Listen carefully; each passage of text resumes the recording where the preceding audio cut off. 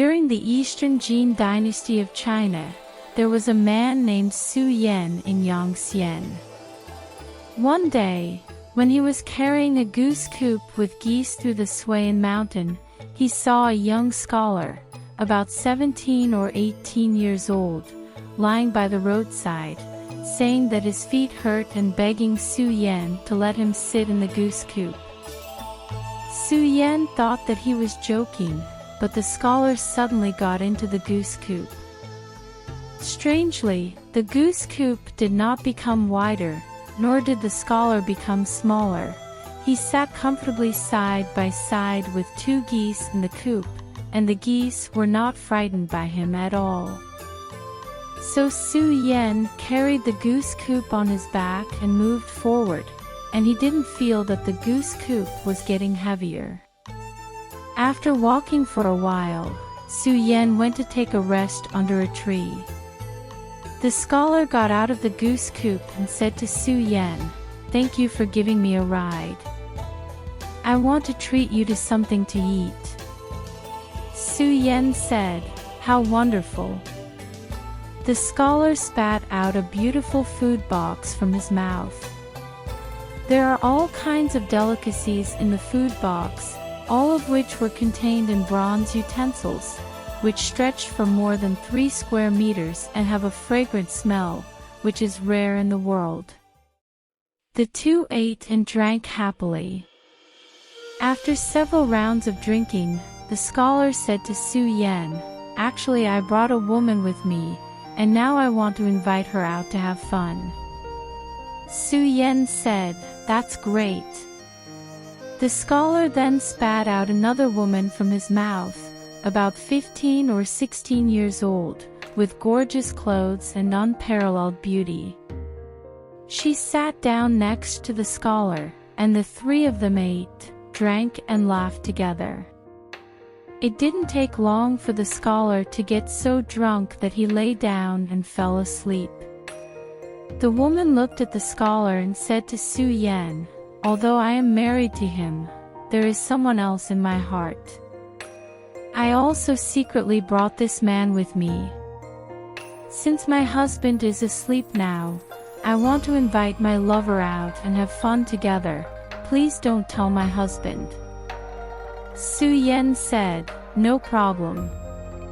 The woman then spat out a man from her mouth, about 23 or 4 years old, also smart and cute. He winked at the woman and talked to Su Yan with the easy charm and familiarity. After a while, the sleeping scholar suddenly moved his body, as if he was about to wake up. The woman quickly spat out a golden folding screen, hiding her lover behind. When the scholar woke up, he pulled the woman to lie down and sleep with him. At this time, the man behind the folding screen said to Su Yan in a low voice, "Although this woman likes me, she doesn't love me with all her heart.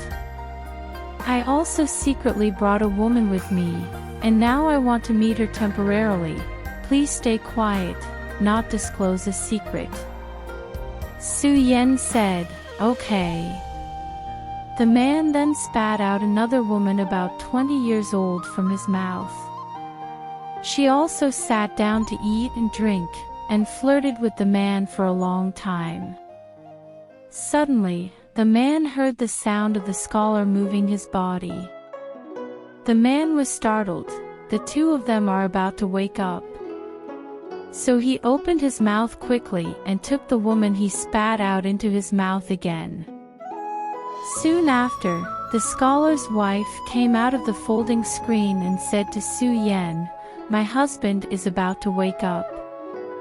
Then she swallowed the man she spat out, and sat opposite to Su Yan.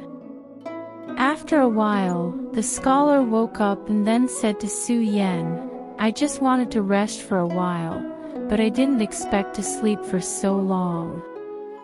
You must be bored sitting alone. It's getting late, I think it's time to leave. Farewell to you." Then he opened his mouth and swallowed the woman and all the bronze utensils, but left a large bronze plate more than 2 feet wide and gave it to Su Yan, saying, "I don't know how to thank you, so I will give you this plate as a remembrance of our friendship." During the Taiyuan period, Su Yan served as the National Library officer and gave the bronze plate to the Grand Chancellor Zhang San as a gift. Zhang San checked the inscription on the bronze plate and found out that it was an ancient plate made in the 3rd year of Yongping in the Han Dynasty, more than 300 years ago. This is today's story. Do you like it? This is a story full of lies. The couples in the story are young and mysterious, but they are both betrayals and victims in their relationships. Every one of them cheated on their lover, making one wonder if they know the existence of a third party or not. Or do they already know the fact that the other is cheating, but they just have to maintain the surface peace? What they spat out is the reality and what they swallowed is the secret.